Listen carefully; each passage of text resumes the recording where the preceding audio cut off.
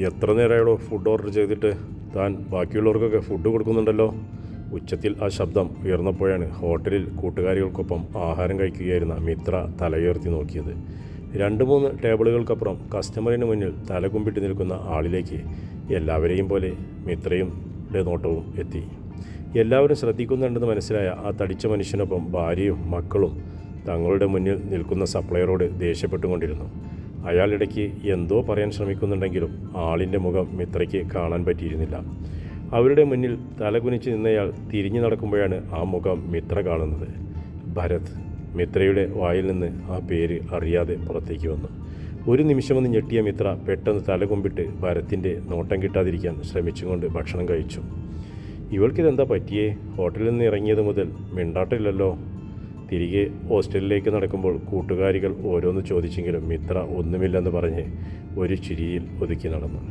ഹോസ്റ്റലിലേക്ക് നടക്കുമ്പോഴും ഹോസ്റ്റലിലെത്തുമ്പോഴും അവളുടെ മനസ്സിൽ ഹോട്ടലിൽ കണ്ട ഭരത്തിൻ്റെ മുഖം മാത്രമായിരുന്നു. ആളാകെ ക്ഷീണിച്ച് കറുത്ത് മെലിഞ്ഞ് മറ്റൊരു മനുഷ്യനായി മാറിയിരിക്കുന്നു. നിമിഷങ്ങൾ കൊണ്ട് തന്നെ മിത്രയുടെ ഓർമ്മകൾ ബാംഗ്ലൂർ നഗരത്തിലെ IT കമ്പനിയിലെ സ്മാർട്ടും സുന്ദരനുമായ ഭരത്തിലേക്കെത്തി. എല്ലാവരോടും ചിരിച്ചും കൊണ്ടും സ്നേഹത്തോടെ സംസാരിക്കുന്ന മനുഷ്യനൊപ്പം എപ്പോഴും അനുവും കാണും. ആദ്യം അവിടെ എത്തുമ്പോൾ താൻ പോലും സംശയിച്ചിരുന്നത് അവർ ഭാര്യ ഭർത്താക്കന്മാർ ആണെന്നാണ്. വിവാഹം കഴിഞ്ഞില്ലെങ്കിലും എല്ലാവരുടെയും മുന്നിൽ പെർഫെക്റ്റ് കപ്പിൾസായിരുന്നവർ. അവരുടെ പ്രണയത്തിൽ അസൂയയില്ലാത്ത മനുഷ്യർ ആരും ഉണ്ടായിരുന്നില്ല. ചിലപ്പോഴൊക്കെ തനിക്കും അനുവിനോട് അസൂയ തോന്നിയിട്ടുള്ളത് ആലോചിക്കുമ്പോൾ മിത്രയുടെ ചുണ്ടിലൊരു ചിരി വിരിഞ്ഞിരുന്നു. താൻ ബാംഗ്ലൂരിൽ നിന്ന് വരുമ്പോൾ അവരുടെ കല്യാണ തീയതി വരെ ഏതാണ്ട് ഫിക്സ് ചെയ്തായിരുന്നു. പക്ഷേ ഭരത് ഇങ്ങനെയൊരു ജോലി മിത്രയ്ക്ക് വിശ്വസിക്കാൻ കഴിഞ്ഞില്ല. മിത്ര വേഗം മൊബൈലെടുത്ത് ഇൻസ്റ്റാഗ്രാമിൽ അനുവിനെ സെർച്ച് ചെയ്തു. നിമിഷങ്ങൾക്കകം അവരുടെ അക്കൗണ്ട് കണ്ടു. അതിൽ കുറേ റീൽസും ഓരോന്ന് പ്ലേ ചെയ്യുമ്പോൾ അനു മറ്റൊരു കല്യാണം കഴിച്ചിരിക്കുന്നു, ഒരു കുട്ടിയുമുണ്ടെന്ന് മിത്രയ്ക്ക് മനസ്സിലായി. അവർക്കിടയിൽ എന്താണ് സംഭവിച്ചെന്നറിയാനുള്ള ആകാംക്ഷ കൊണ്ടാണ് പഴയ ബാംഗ്ലൂർ ഫ്രണ്ട്സിൻ്റെ നമ്പർ തപ്പിപ്പിടിച്ച് കാര്യങ്ങൾ അന്വേഷിച്ച്. എല്ലാവർക്കും അവർ പിരിഞ്ഞു എന്നല്ലാതെ കാരണങ്ങൾ ഒന്നും അറിയില്ലായിരുന്നു. പിറ്റേന്ന് എന്തായാലും ഭരത്തിനെ കണ്ട് സംസാരിക്കാൻ ഉറപ്പിച്ചാണ് മിത്രയന്ന് ഉറങ്ങാൻ കിടന്നത്. പിറ്റേന്ന് വൈകുന്നേരം ഫ്രണ്ട്സിനെ കൂട്ടാതെ തനിച്ചാണ് മിത്ര ഹോട്ടലിൽ ചെന്നത്. എന്താണ് മാം വേണ്ടത്? തൻ്റെ മുന്നിൽ നിന്ന് അത് ചോദിക്കുന്നയാളിനെ മിത്ര നോക്കി. ഭരത്. Excuse me. തന്നെ നോക്കി മിണ്ടാതെ ഇരിക്കുന്ന മിത്രയോട് ഭരത് വീണ്ടും ചോദിച്ചു. ഒരു കോഫി. മിത്ര പെട്ടെന്ന് വിക്കി പറയുമ്പോൾ ഭരത് ഒന്ന് ചിരിച്ചു. കഴിക്കാൻ എന്തെങ്കിലും? ഭരത് ചോദിക്കുമ്പോൾ മിത്ര വേണ്ടെന്ന് തലയാട്ടി. ഭരത് ചിരിച്ചും കൊണ്ട് അടുത്ത ടേബിളിലേക്ക് പോയി. ഭരത് എന്നല്ലേ പേര്? കുറച്ച് കഴിഞ്ഞ് തൻ്റെ മുന്നിലേക്ക് കോഫി ഗ്ലാസ് കൊണ്ടുവച്ച് തിരിഞ്ഞു നടക്കാൻ തുടങ്ങുമ്പോഴേക്കും മിത്ര ചോദിച്ചു. അതെ.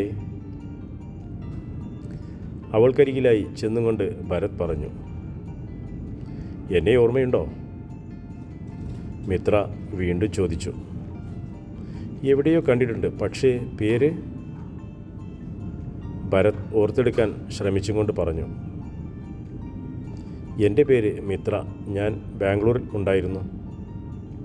മിത്ര അത് പറയുമ്പോൾ ഭരത്തിൻ്റെ മുഖത്തെ പുഞ്ചിരി മായുന്നതവൾ ശ്രദ്ധിച്ചു. അതെ, എനിക്കൊന്ന് സംസാരിക്കണമായിരുന്നു. തിരിഞ്ഞു നടക്കുന്ന ഭരത്തിനോടവൾ വീണ്ടും പറഞ്ഞു. സോറി മാഡം, ഇന്ന് 1-2 സ്റ്റാഫ് ലീവാണ്, അതുമല്ല തിരക്കുള്ള സമയമാണ്. ഭരത് അത് പറഞ്ഞു തീരും മുന്നേ അടുത്ത ടേബിളിൽ നിന്ന് ആൾ വിളിക്കുകയും അയാൾ അവർക്കരികിലേക്ക് പോവുകയും ചെയ്തു കഴിഞ്ഞിരുന്നു. എന്തായാലും ഭരത്തിനെ കണ്ട് സംസാരിച്ചിട്ട് പോകുള്ളെന്നുറപ്പിച്ചും കൊണ്ട് മിത്ര പുറത്ത് അയാളെ വെയിറ്റ് ചെയ്ത് നിന്നു. വീക്കെൻഡ് ആയതുകൊണ്ട് നേരം ഇരുട്ടി വരുംതോറും ഹോട്ടലിൽ തിരക്ക് കൂടി വന്നുകൊണ്ടിരുന്നു. മിത്രയുടെ മനസ്സിലപ്പോഴും ഭരത്തിനെക്കുറിച്ചുള്ള ചിന്തകളായിരുന്നു. നല്ല പൊസിഷനിൽ AC മുറിയിൽ നിന്ന് ജോലിയെടുക്കേണ്ടയാളാണ്. ഒരു ദീർഘനിശ്വാസത്തോടെ അവൾ ഹോട്ടലിൽ ഓടി നടക്കുന്ന ഭരത്തിനെ നോക്കിയിരുന്നു. എന്നും ഈ സമയമാകുമോ ജോലി കഴിയാൻ? ജോലി കഴിഞ്ഞ് ഹോട്ടലിൽ നിന്നും പുറത്തേക്കിറങ്ങുമ്പോൾ ആ ചോദ്യം കേട്ടാണ് മിത്ര പോയിട്ടില്ലെന്ന കാര്യം ഭരത് ഓർത്തത്. താനിതുവരെ പോയില്ലേ? സമയം 1 ഭരത് ചോദിക്കുമ്പോൾ മിത്ര ഒന്നും പറയാതെ അയാളെ നോക്കി നിന്നു. ഞാൻ പറഞ്ഞില്ലേ എനിക്ക് സംസാരിക്കണമെന്ന്? അവൾ മടിച്ചാണ് പറഞ്ഞത്. ഈ പാതിരാത്രി എന്ത് സംസാരിക്കാൻ? അല്ലേ തന്നെ സംസാരിക്കാൻ പറ്റിയ മൂടും. താൻ പോയേ? അത് പറഞ്ഞ് ഭരത് നടക്കുമ്പോൾ മിത്രയും കൂടെ നടന്നു. ഞാൻ എത്രയും നേരം ഇവിടെ കാത്തിരുന്നതല്ലേ, അതിൻ്റെ നന്ദിയെങ്കിലും കാണിച്ചൂടെ? മിത്ര പുറകെ അതും ചോദിച്ച് നടന്നു. ഞാൻ പറഞ്ഞോ തന്നോട് എന്നെയും കാത്തു നിൽക്കാൻ? ഗൗരവത്തോടെ ഭരത് ചോദിച്ചുകൊണ്ട് മുന്നോട്ട് നടക്കുമ്പോൾ മിത്ര ഒന്നും മിണ്ടാതെ ഇരുട്ടിൽ നിന്നതേയുള്ളൂ. എൻ്റെ കൊച്ചെ, സമയം കുറേയായി, താൻ വീട്ടിൽ പോകാൻ നോക്കിയേ. ഭരത് തിരിഞ്ഞു നിന്ന് പറയുമ്പോഴും മിത്ര ഒന്നും മിണ്ടിയിരുന്നില്ല. ഭരത് പിന്നെയും 1-2 ചുവടുകൾ മുന്നോട്ട് നടന്ന് തിരിഞ്ഞു നിൽക്കുമ്പോഴും മിത്ര അവിടെ തന്നെ നിൽക്കുകയായിരുന്നു. എന്താന്ന് വെച്ചാൽ ചോദിച്ചു തുലയ്ക്ക്. ഭരത് അതും പറഞ്ഞ് അവൾക്കരികിലേക്ക് നടന്നു. എവിടെയാണ് താമസിക്കുന്നേ? ഇത് ചോദിക്കാനാണോ താൻ ഈ പാതിരാത്രി വരെ നിന്നത്? ഭരത്തിൻ്റെ മറുചോദ്യത്തിൽ മിത്രയ്ക്ക് ചിരിയാണ് വന്നത്. അതല്ല, അതാകുമ്പോൾ നമുക്ക് ഇരുന്ന് സംസാരിക്കാമല്ലോ. ഏയ്, അതൊന്നും പറ്റില്ല. അവിടെ ഹോട്ടലിൽ ചെയ്യുന്ന ബംഗാളികളാണ് നിറയെ. അവിടെയൊന്നും പോകാൻ പറ്റില്ല. എന്നാൽ നമുക്ക് ആ ബസ് സ്റ്റോപ്പിലിരിക്കാം. അത് പറഞ്ഞ് മിത്ര ബസ് സ്റ്റോപ്പിലേക്ക് കയറി ഇരുന്നപ്പോൾ കുറച്ചകലെയായി ഭരത്തും ഇരുന്നു. അനുവിനെ കുറിച്ചാകുമല്ലേ അറിയാനുള്ളത്? നമുക്കിടയിൽ സംഭവിച്ചതിനെക്കുറിച്ചാകും. അല്ലാതെ തനിക്കെന്താ എന്നിൽ നിന്നറിയാനുള്ളത്? റോഡിലേക്ക് നോക്കി ഭരത് പറഞ്ഞു തുടങ്ങുമ്പോൾ എങ്ങനെ ചോദിച്ചു തുടങ്ങുമെന്ന് അറിയാതിരുന്ന മിത്ര പതിയെ തലയാട്ടി. നിങ്ങളെ ഒരിക്കലും ഇതുപോലൊരു ജോലിയിൽ പ്രതീക്ഷിച്ചില്ല. പെട്ടെന്ന് കണ്ടപ്പോൾ അത്ഭുതപ്പെട്ടു പോയി. എന്താണ് സംഭവിച്ചതെന്ന് അറിയാനുള്ള ഒരു ആകാംക്ഷ, അതാണ് ഞാൻ. മിത്ര മടിച്ചു പറയുമ്പോൾ ഭരത് ചിരിച്ചു. അല്ലെങ്കിലും മനുഷ്യർക്ക് മറ്റുള്ളവരുടെ ജീവിതത്തിൽ എന്തൊക്കെ സംഭവിച്ചു, എന്തൊക്കെ സംഭവിക്കുന്നു എന്നറിയാനുള്ള ആകാംക്ഷയാണല്ലോ. ഭരത് പറയുമ്പോൾ മിത്രയൊന്നും മിണ്ടിയിരുന്നില്ല. ഞാനും അനുവും നല്ല ഫ്രണ്ട്സായിരുന്നു. പിന്നെ എപ്പോഴോ അത് പ്രണയമായി. അതിൽ അസൂയയില്ലാത്തവരായി ആരുമില്ലായിരുന്നു. ചെറിയ ആയുസ് മാത്രം ഉണ്ടായിരുന്ന കുഞ്ഞു പിണക്കങ്ങൾ ഞങ്ങൾക്കിടയിൽ ഉണ്ടായിരുന്നു. അതൊക്കെ ഒരു രസമായിരുന്നു. ഞങ്ങൾ രണ്ടുപേരും ഒരുപോലെ ആസ്വദിച്ച ഞങ്ങളുടെ സന്തോഷ നിമിഷങ്ങൾ. പിന്നെ ആ പിണക്കങ്ങൾക്ക് ആയുസ് കൂടി വന്നു. പുറത്ത് ഞങ്ങൾ നല്ല പ്രണയ ജോഡികൾ ആയിരുന്നെങ്കിലും ഉള്ളിൽ എന്തൊക്കെയോ പുകയുന്നുണ്ടായിരുന്നു. ഒരു ദീർഘനിശ്വാസത്തോടെ ഭരത് അത് പറഞ്ഞ് മിത്രയെ നോക്കുമ്പോൾ അയാൾ പറയുന്നത് ശ്രദ്ധയോടെ കേട്ടിരിക്കുകയായിരുന്നു. അന്നൊരു രാത്രി അവളോട് ദേഷ്യപ്പെട്ടത് ഞാനാണ്. അതിന് പ്രത്യേക കാരണങ്ങളൊന്നുമില്ലായിരുന്നു. എന്തോ നിസ്സാര കാര്യം. അവൾ ഒന്നും മിണ്ടാതെ ഒരു ബൈ പറഞ്ഞു പോകുമ്പോൾ പതിവ് പോലുള്ള പിണക്കമാകും എന്നാണ് കരുതിയത്. പക്ഷേ ഇടയ്ക്കൊക്കെ പിണങ്ങുമ്പോൾ എന്നെ അവൾ ബ്ലോക്ക് ചെയ്യാറുണ്ട്. ആ ബ്ലോക്കും അതുപോലെയാണെന്ന് കരുതി. പിറ്റേന്ന് അവൾ ഓഫീസിൽ വരാതെ ഇരുന്നപ്പോൾ അറിഞ്ഞില്ല ജോലി തന്നെ റിസൈൻ ചെയ്യുമെന്ന്. അവൾ വീട്ടിലേക്ക് തിരികെ പോയതുവരെ അറിയുന്നത് ഫ്രണ്ട്സിൽ നിന്നാണ്. ഭരത് അത് പറഞ്ഞ് തലകുമ്പിട്ട് ഏറെ നേരം ഇരുന്നു. അവളെ കണ്ട് സംസാരിക്കാനാണ് അവളുടെ വീട്ടിലേക്ക് പോയത്. പക്ഷേ എന്നെ അവൾക്ക് കാണേണ്ടെന്ന് പറഞ്ഞു ആ വീടിൻ്റെ മുന്നിൽ നിന്നപ്പോൾ ഒഴുകിയ കണ്ണുനീർ പോലും അവളുടെ മനസ്സിനെ അറിയിച്ചില്ല. പിന്നെ എനിക്ക് വാശിയായി. അവൾ പോയ മറ്റൊന്ന്. ആ വാശിയുടെയാണ് ബാംഗ്ലൂർക്ക് വീണ്ടും വണ്ടി കയറിയത്. പക്ഷേ ഉണ്ടല്ലോ, ഒരാൾ പോയാൽ അവർക്ക് പകരം ആകില്ലടോ മറ്റൊരാളോ. അത് പറയുമ്പോൾ ഭരത്തിൻ്റെ കണ്ണുകൾ നിറഞ്ഞൊഴുകയായിരുന്നു. എന്ത് പറയണമെന്നറിയാതെ മിത്ര ഭരത്തിൻ്റെ അരികിലേക്ക് നീങ്ങിയിരുന്നു. ഞാൻ ഓക്കെയാണെന്ന് 1000 തവണ മനസ്സിനെ പറഞ്ഞു പഠിപ്പിച്ചു നോക്കി. എവിടെന്ന്? ചിലർ പോകുമ്പോൾ നമ്മുടെ ചങ്കും പറിച്ചും കൊണ്ടാകും പോവുക. ആദ്യമൊന്നും വലിയ പ്രശ്നങ്ങളില്ലായിരുന്നെങ്കിലും പിന്നെ ഭ്രാന്ത് പിടിക്കുന്ന അവസ്ഥയായി. ഭക്ഷണം കഴിക്കാൻ പറ്റുന്നില്ല, ജോലി ചെയ്യാൻ പറ്റുന്നില്ല. മുന്നിൽ എപ്പോഴും അവളുടെ മുഖം മാത്രം. സത്യം പറഞ്ഞാൽ ലാപ്പ് ഓണാക്കാൻ പോലും മറന്നു പോകുന്ന അവസ്ഥ. മനസ്സാകെ കൈവിട്ട് നമ്മൾ കിളിപോയ അവസ്ഥ എന്ന് പറയില്ലേ, അതേ അവസ്ഥ. ഭരത് 2 കൈകളും കൊണ്ട് ഒഴുകി വന്ന് കണ്ണുനീർ തുടച്ച് ചിരിക്കാൻ ശ്രമിച്ചു.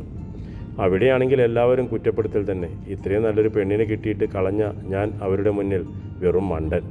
അവരൊക്കെ ആണെങ്കിൽ പൊന്നുപോലെ നോക്കുമെന്നുള്ള കുറേ വർത്തമാനവും എല്ലാം കൂടി ഭ്രാന്ത് പിടിപ്പോ ജോലിയോ റിസൈൻ ചെയ്ത് നാട്ടിൽ വന്നു. ഇവിടെയും അതേ കുറ്റപ്പെടുത്തൽ. മാസങ്ങളോളം മുറിയിൽ അടച്ചിരുന്നു. ആരെയും അഭിമുഖീകരിക്കാൻ പറ്റുന്നില്ല, മിണ്ടാൻ പറ്റുന്നില്ല. എന്തിനൊരു സിനിമ കണ്ട് ചിരിക്കാൻ പോലും കഴിയാത്ത അവസ്ഥ. എല്ലാം ശരിയാകാൻ മൊബൈൽ വരെ എറിഞ്ഞു പൊട്ടിച്ചു. പിന്നെ എനിക്ക് തന്നെ തോന്നി വീട്ടിലിരുന്നാൽ ശരിയാകില്ല, ജോലിക്ക് പോകണമെന്ന്. ഒരുപാട് സ്ഥലത്ത് ജോലിക്ക് പോയി ഒന്നും ശരിയായില്ല. കാരണം അവർ എന്തെങ്കിലും ചോദിക്കുമ്പോൾ എനിക്ക് ഒന്നും പറയാൻ കഴിയുന്നില്ല. വർക്ക് ചെയ്ത് കാണിക്കാൻ പറ്റുന്നില്ല. എന്നെ ആരെങ്കിലും ജോലിക്കെടുക്കുമോ? അതും പറഞ്ഞ് ഭരത് മിത്രയെ നോക്കി ചിരിക്കുമ്പോൾ മിത്രയൊന്ന് പേടിച്ചു. അവൾ ഭയത്തോടെ ചുറ്റുമൊന്ന് നോക്കി. താൻ പേടിക്കുകയൊന്നും വേണ്ട, എനിക്ക് ദേഹോപദ്രവമൊന്നുമില്ല. അത് പറഞ്ഞ് ഭരത് വീണ്ടും ചിരിക്കുമ്പോൾ മിത്രയും ഒന്ന് ചിരിക്കാൻ ശ്രമിച്ചു. ഒരു ദിവസം ആഹാരം കഴിക്കാൻ ഈ ഹോട്ടലിൽ കയറിയത്. കഴിച്ചു കഴിഞ്ഞ് പൈസ കൊടുക്കാൻ നോക്കുമ്പോൾ പേഴ്സില്ല. അതും ആരോ കൊണ്ടുപോയി. അതുപോലും ഞാൻ അറിഞ്ഞില്ല. അന്ന് അവിടെ എന്തേലും ജോലി ചെയ്തോളാം എന്ന് പറഞ്ഞു നിന്നു. ഇതിന് പിന്നെ എക്സ്പീരിയൻസ് ഒന്നും വേണ്ടല്ലോ, വെറുതെ ഒരു ചിരി ഫിറ്റ് ചെയ്താൽ മതി മുഖത്ത് ഇതേപോലെ. അതും പറഞ്ഞ് അയാൾ ചിരിക്കുമ്പോൾ പിന്നാലെ വേദന മിത്രയ്ക്ക് മനസ്സിലാകുമായിരുന്നു. ആ അനു ഇപ്പോൾ എവിടെയാണെന്ന് അറിയണ്ടേ? അല്പനേരം അവർ മിണ്ടാതെ ഇരുന്ന ശേഷമാണ് മിത്ര ചോദിച്ചത്. അതിന് ഭരത് ഒന്നും പറഞ്ഞില്ല. മിത്ര ഇൻസ്റ്റയിൽ നിന്ന് അനുവിൻ്റെ റീൽസ് എടുത്ത് പ്ലേ ചെയ്തു ഭരത്തിൻ്റെ നേർക്ക് പിടിച്ചു. ഭരത് അത് നോക്കിയിരിക്കുമ്പോൾ ആ മുഖത്ത് പുഞ്ചിരി വിരിയുന്നതിനൊപ്പം കണ്ണും നിറഞ്ഞൊഴുകുന്നത് മിത്ര കണ്ടു. താൻ പോകുന്നില്ലേ, കഴിഞ്ഞു കഥ. കുറച്ചു നേരം മൊബൈൽ നോക്കിയിരുന്ന ശേഷം പെട്ടെന്ന് എന്തോ ഓർത്തതുപോലെ ഭരത് ചാടി എഴുന്നേറ്റു. അതെ, ഇവിടെ അടുത്താണ് ഹോസ്റ്റൽ. തനിച്ചു പോകാൻ പേടി പോലെ, ഒന്ന് കൂടെ വരുമോ? തലചൊറിഞ്ഞ് ചിരിച്ചും കൊണ്ട് മിത്ര ചോദിക്കുമ്പോൾ ഭരത് അവളെ തന്നെ നോക്കി നിന്നു. വാ നടക്ക്. അത് പറഞ്ഞ് ഭരത് നടന്നു, ഒപ്പം മിത്രയും. എനിക്കിതുപോലെയൊന്ന് തുറന്ന് സംസാരിക്കാൻ കഴിഞ്ഞില്ലായിരുന്നടോ ആരോടും. ആരും അതിന് ശ്രമിച്ചതുമില്ല. എല്ലാവരും കുറ്റപ്പെടുത്തലായിരുന്നു. തന്നോട് ഒത്തിരി നന്ദിയുണ്ട് എന്നെ കേൾക്കാൻ ശ്രമിച്ചതിന്. ഇപ്പോൾ മനസ്സിനൊരു ആശ്വാസം ഉള്ളതുപോലെ. പരസ്പരം ഒന്നും മിണ്ടാതെ കുറച്ചു ദൂരം നടന്നതിന് ശേഷമാണ് ഭരത് സംസാരിച്ചു തുടങ്ങിയത്. കണ്ടില്ലേ, അനു ഹാപ്പിയാണ്. അവൾക്ക് ഫാമിലിയായി വിദേശത്ത് സെറ്റിലായി. ഇവിടെ ഒരാൾ എപ്പോഴും സ്വന്തം കരിയർ നശിപ്പിച്ചും കൊണ്ടിരിക്കുന്നു. മിത്രയത് പറയുമ്പോൾ ഭരത് ഒന്നും മിണ്ടാതെ തലകുമ്പിട്ട് നടന്നു. എൻ്റെ ഫ്രണ്ടിൻ്റെ ഒരു സ്ഥാപനമുണ്ട്, നാളെ നമുക്ക് അവിടെ വരെ പോയാലോ? മിത്ര അത് പറയുമ്പോൾ ഭരത് സംശയത്തോടെ അവളെ നോക്കി.